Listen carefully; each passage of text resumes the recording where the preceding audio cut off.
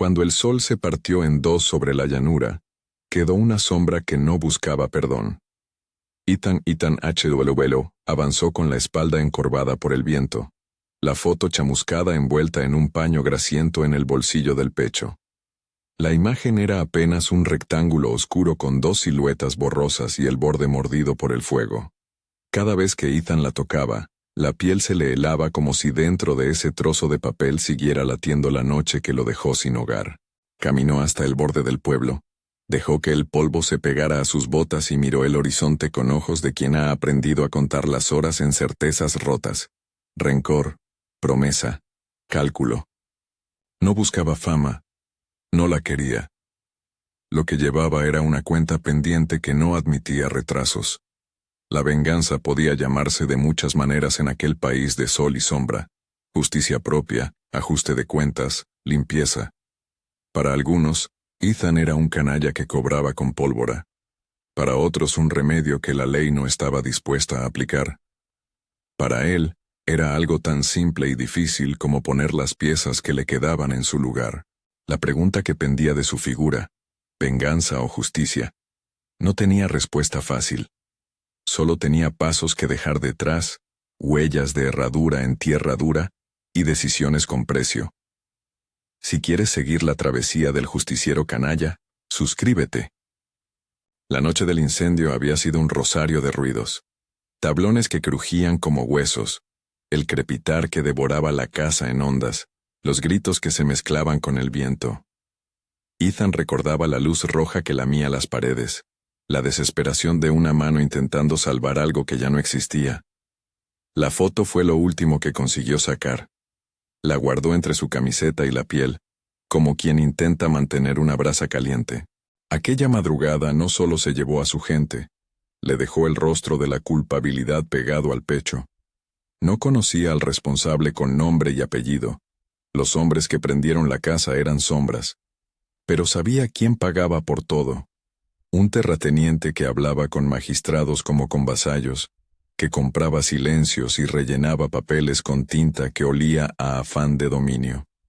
Era un amo de la ley en la práctica, y en su rancho se decidían deudas, vidas, desalojos. Ethan no juró sangre, juró cuentas. La diferencia era sutil, y solo él la entendía.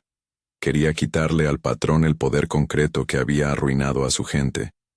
No había convicciones místicas, ni oraciones que justificaran disparos.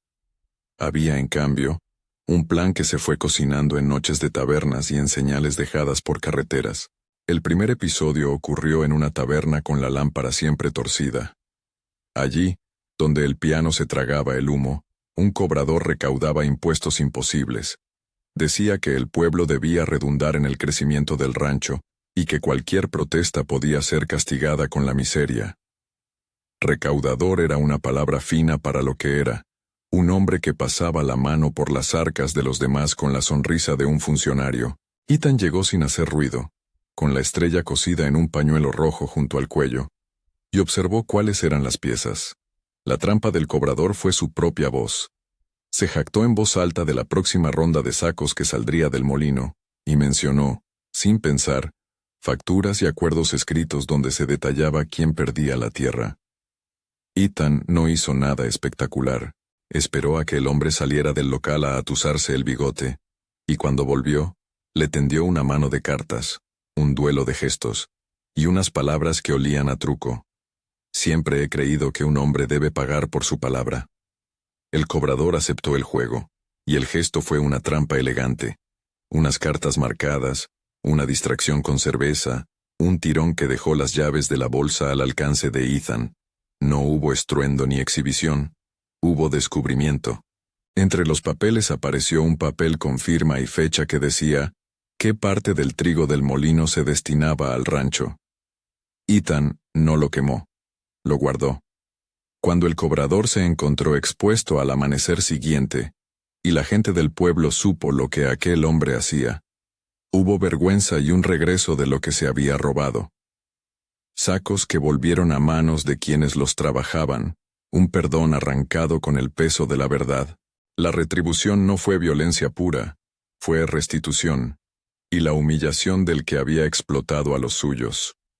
La reputación de Ethan creció en silencios. No había desfiles de gloria. Había miradas que se encontraban en la puerta de la iglesia, sonrisas tímidas de gente que volvía a tener algo. Pero con cada acción, algo más se endurecía en su cuerpo. La certeza de que para restaurar, había que quebrar. No siempre era así de claro. Hubo una vez en que tuvo que proteger a una mujer ganadera, cuyo campo amenazaban tomar por deuda vieja. Ella, callada y de manos gruesas, tenía ojos de hierro cuando hablaba de su ganado. Ethan la encontró una mañana que los terratenientes del patrón habían mandado esqueletos de hombres con órdenes de desalojo. Sin ceremonias, se puso entre ellos y la cerca del rancho. Los capataces, acostumbrados a obediencias, se sobresaltaron ante alguien que llegaba sin permiso pero con la verdad de su mano. Recibieron disparos de aviso, no de castigo. La mayoría huyó antes de que la sangre hablara. La mujer le ofreció dinero y techo, y Ethan rechazó ambas cosas. No vengo a ser patrón de nadie, dijo, vengo a que les devuelvan lo suyo. Ella le dio, a cambio, un poco de comida y una promesa. Si volvía a necesitarlo, acudiría. En el gesto quedaron dos cosas: reciprocidad y la sensación de que la fuerza podía servir para sostener lo que la ley había dejado caer. En una de esas noches de hostería y cartas, Ethan perdió y ganó a la vez. Un duelo de baraja con un matón del rancho terminó con un revés en la mesa y una carta bajo la bota. El matón quería convertir la derrota en venganza inmediata. Ethan, sorprendentemente, no. Le retiró la mano de la garganta con una advertencia que no fue grito sino certeza. Mejor guarda tus armas. Tu empleador paga por la sangre que no quieres en su conciencia. El matón bebió, medió, y se fue con la frente baja. No hubo muerte, pero sí la demostración de que el peso del miedo puede doblegar al opresor. Era justicia con economía, y la economía de Ethan era calculada. Conocía el valor del terror y el de la reparación. Su estrella en el pañuelo dejó de ser simple adorno. Se convirtió en un sello que algunos reconocían y otros temían. Fue junto a una hoguera, después de una jornada en la que dividieron un bote de frijoles y un poco de pan duro, cuando apareció David. Llegó con la ropa remendada y las manos manchadas por el pasado. Exconvicto, dijo. Intentaba honestamente rehacer su historia. Tenía la mirada de quien ha visto demasiado y procura mirar de frente para no repetir. Ethan lo examinó con la prudencia de alguien que sabe que la confianza cuesta más que una bala. David no pidió nada que no fuese una oportunidad para trabajar. Tal vez pasar un día en un rancho, quizá ayudar a arar. Ethan, que se había acostumbrado a la soledad, aceptó su compañía por necesidad y por una especie de reconocimiento. La soledad se aligeraba si se podía compartir el peso de la noche. Junto a la hoguera, David y Ethan conversaron sin palabras largas. Hablaron de la noche incendiaria. Ethan habló, David escuchó, y de la diferencia entre cobrar con sangre y cobrar con pruebas. David tenía un remordimiento que lo hacía andar despacio. Había trabajado para hombres de mala fama y había cumplido órdenes. No quiero más coronas de cadáveres, dijo David una vez. He visto las cabezas que caen y no me quiero acostar con el ruido de eso en la oreja. Ethan lo miró, y por un instante se permitió imaginar que seguirían un camino que no terminara en entierros. Era una posibilidad dulce y débil como la brisa de la madrugada. Su alianza funcionó porque David aportó algo que Ethan no tenía: la posibilidad de redención visible. Ethan, que había vivido con la foto chamuscada pegada al pecho, podía ser el martillo. David podía ser la paleta que suavizara el golpe. Juntos encontraron pistas que, por separado, habrían sido invisibles. En un parqueadero donde alguien había intentado borrar huellas, hallaron cartas quemadas en un baúl, restos de tinta con nombres tachados. En un sendero, una herradura recién herrada ofreció un tipo de marca que solo unos caballos del rancho del patrón llevaban. Un convoy de carros que pasó al amanecer, escoltado por hombres robustos, dejó detrás su sombra en forma de rumores. Que había contratos, que algunos alcaldes aceptaban sobornos, que la libertad de lo ajeno era una moneda corriente. La investigación no fue limpia ni heroica. Tuvieron que sobornar a un capataz que no quería perder el pan. Le ofrecieron la garantía de que él, si cooperaba, podría recuperar su puesto y recibir sueldos que le quitaran la vergüenza. El capataz, envejecido y cansado de esconder cosas, aceptó la promesa porque sabía cuántas noches se pasaban llorando por un pan que no llegaba. Les dio la ubicación de un almacén donde se guardaban documentos, escrituras, contratos, papeles con sellos que demostraban transferencias forzadas. Ethan no entró por la puerta principal, eso no estaba en su estilo. Prefirió la astucia, un techo por el que subir, una trampilla, y la velocidad de manos que no temblaban cuando había que romper cerraduras. Salieron con un cofre de documentos y la mirada de la ciudad detrás, como si cada uno supiera que aquello iba a cambiarlo todo. Con las pruebas en mano, la posibilidad de una restitución tangible apareció ante ellos como agua tras una sequía. No se trataba solo de ajustar cuentas personales, se trataba de devolver a quienes habían sido despojados lo que les pertenecía. Ethan empezó a organizar pequeñas ceremonias de devolución, escrituras a ganaderos, papeles que demostraban que un vendedor no había robado, cartas que liberaban de hipotecas fraudulentas. Estas devoluciones no fueron gratuitas. Cada una traía el riesgo de represalias, pero también encendían una chispa en la comunidad. La gente comenzó a recoger sus cosechas con menos miedo. Algunos volvieron a mirar a Ethan con gratitud compleja. No como un santo, sino como un hombre que pagaba el precio por lo que daba. Los preparativos para el choque final fueron hechos en silencio, con la tensión de quien limpia una arma antes de usarla. Ethan, por las noches, volvía a mirar la foto chamuscada, y a veces, hablaba en voz baja. «No quiero ser un monumento de cadáveres», murmuró una vez. David le respondió con una frase corta. «Nadie lo pide, Ethan, solo que pague quien debe». El plan era claro, exponer al patrón en público, mostrar pruebas que no se pudieran quemar con un mechero, obligar a la comunidad a ver lo que se había hecho en su nombre. La idea era que, si el poder se usaba para sostener mentiras, entonces la verdad debía ser mostrada en la plaza donde los testimonios no cabían en sobres. El rancho del patrón estaba protegido no solo por hombres armados, sino por la incredulidad de quienes dependían de su empleo. Allí había servido de todo: funerales arreglados, matrimonios con padrinos comprados, jueces que miraban al suelo en los juicios. Ethan y David entraron en la contienda sabiendo que no podían ganar todo sin perder algo. No se trata de presagios baratos, era una consecuencia lógica del combate. El choque ocurrió en una mañana donde el cielo amenazaba lluvia y los caballos relinchaban nerviosos. Ethan llevó al pueblo documentos y testigos. David reunió a algunos antiguos empleados que, por miedo o conveniencia, habían callado. Ethan colocó los papeles en la mesa grande de la sala comunal y comenzó a leer los nombres con la voz seca de quien ha vivido demasiado. El patrón, en su hombro derecho, llevaba la arrogancia que da el dinero y la convicción de impunidad. Contrató a un abogado para que hablara de formalidades, pero el papel no solo hablaba. Los rostros de las familias aparecían en cada renglón. Las tierras recuperadas tenían nombres. Las deudas quedaron expuestas como un mapa de saqueo. La exposición fue una daga para el patrón.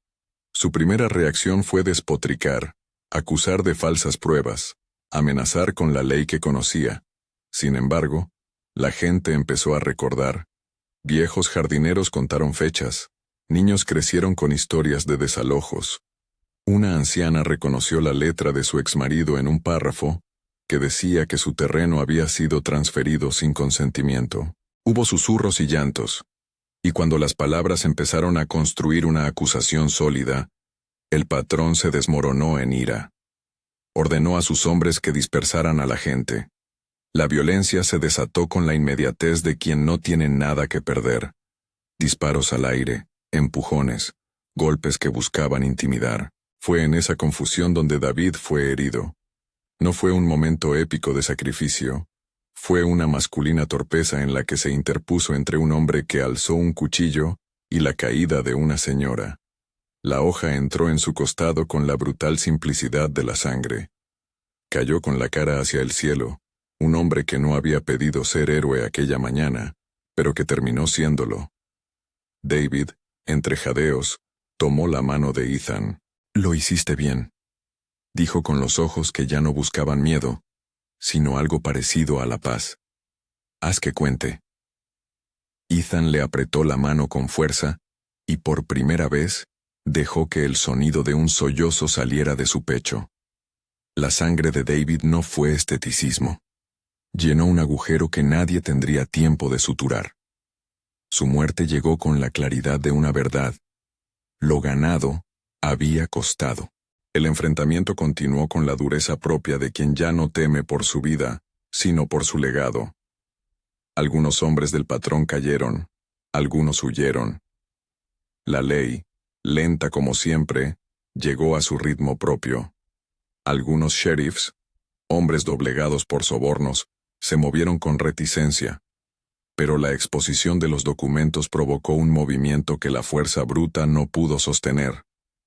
Gente que había temido perder el pan, se puso del lado de lo que era justo. Se comenzaron a recibir llamadas, testimonios a viva voz, y la presión social obligó a que el patrón respondiera ante el pueblo. No fue un juicio de sala, sino uno de conciencia. La comunidad juzgó y enjuició en la plaza, y la reputación del patrón se rompió como una copa al caer. La restitución no fue inmediata ni perfecta. Las tierras no volvieron con un papel elegante y una sonrisa. Hubo pleitos, consultas, acuerdos que tardaron en formalizarse. Aún así, se devolvieron escrituras, se encontraron papeles que demostraban que muchas de las transferencias habían sido forzadas, y se trazó un camino para que los campesinos pudieran recuperar lo perdido. Ethan no tomó el crédito. Nunca lo buscó, pero dejó evidencias y en algunos casos entregó perros de prueba, testimonios grabados, un capataz que firmaba a favor de lo que había visto. La muerte de David se sintió en toda la comunidad. No hubo carnaval por su pérdida, sino recogimiento. En el entierro, bajo una carpa prestada, muchos hablaron de la improbabilidad de ver la restitución. Una mujer que había recuperado su ganado, lloró cuando puso la mano sobre la caja de madera. Ethan observó desde un lado con la foto chamuscada en la mano, y dejó que las palabras que habría querido decir se quedaran allí, en la garganta. No hubo grandes discursos. Hubo miradas que buscaron consuelo mutuo. La gente devolvía a David con agradecimientos y promesas de no olvidar.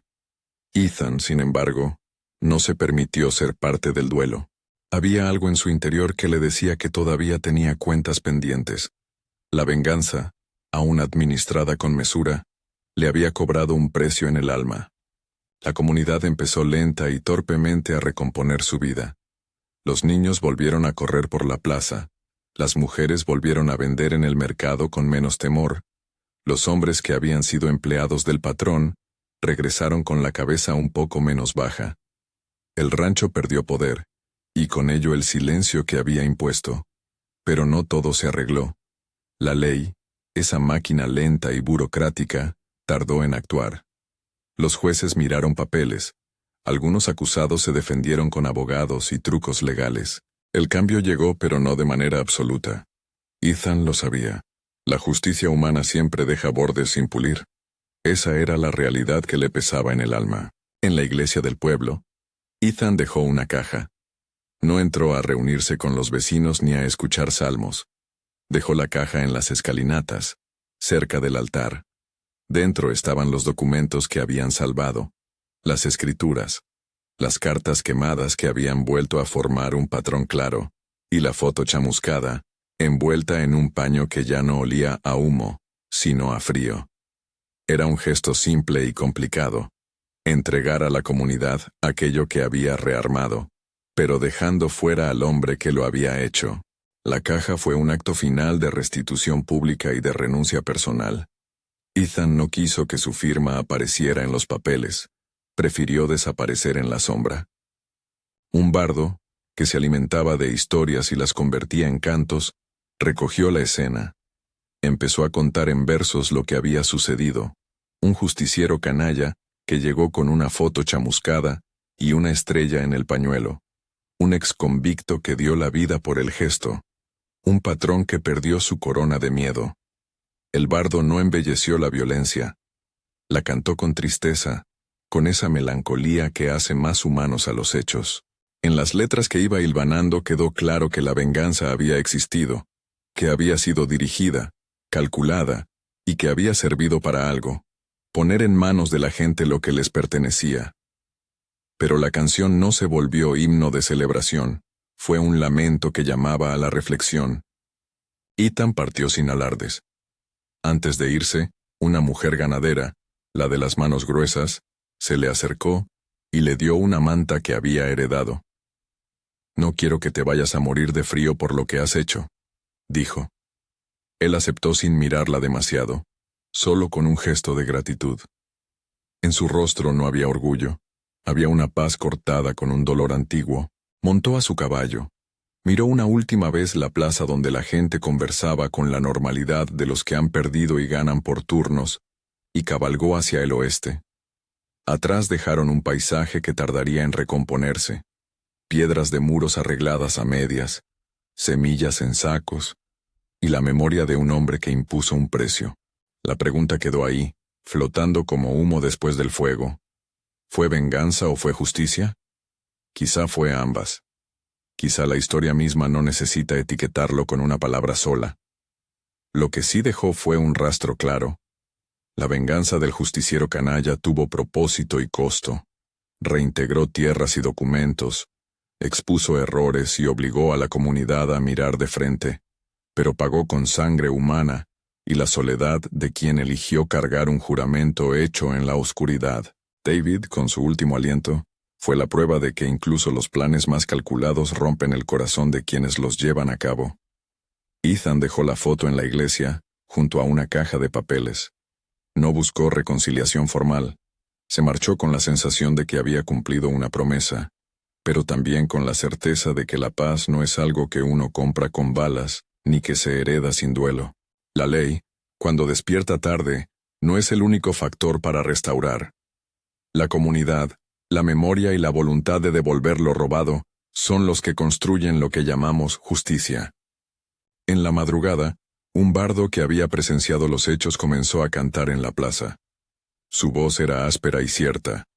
Contaba la historia de un hombre que se llamaba Ethan, que a veces fue canalla y otras, simplemente, alguien que intentó poner raíces donde el fuego había barrido todo. El pueblo escuchó y discutió. Algunos lo llamaron héroe, otros asesino. Eso no sorprendió a nadie. La prudencia no es popular, y el rencor suele preferir palabras más definidas. La huella que dejó Ethan en la llanura no fue un monumento. Fue algo más sutil, una línea de herraduras en la tierra, un pañuelo con una estrella en el bolsillo de un tabernero, la foto chamuscada en un altar. Cuando la gente pasaba por el lugar donde lo habían visto por última vez, miraba la senda que se perdía. Algunos murmuraban que volvería. Otros decían que no. Ninguno pretendía adjudicarle el papel de salvador. Sabían, tal vez por instinto, que la justicia que no cuenta con la reconstrucción de lo social es una justicia a medias, y que la venganza, por calculada que sea, deja siempre un saldo de dolor. Al final quedó la pregunta para quien escucha. Si tuvieras la foto chamuscada de lo que te dejaron, ¿cómo la guardarías? ¿La convertirías en billete de muerte o en prueba para que el sueño de los tuyos no fuera robado otra vez? La historia de Ethan no da una lección simple. Muestra un camino con sombras y con luz, donde la venganza se aparenta como instrumento y la restitución como fin. Deja también la figura de David como recordatorio de que siempre habrá precio cuando se decide actuar por mano propia. Si esta historia te ha hecho pensar, deja en los comentarios, ¿justicia o venganza? Comparte con quien creas que quiera debatir.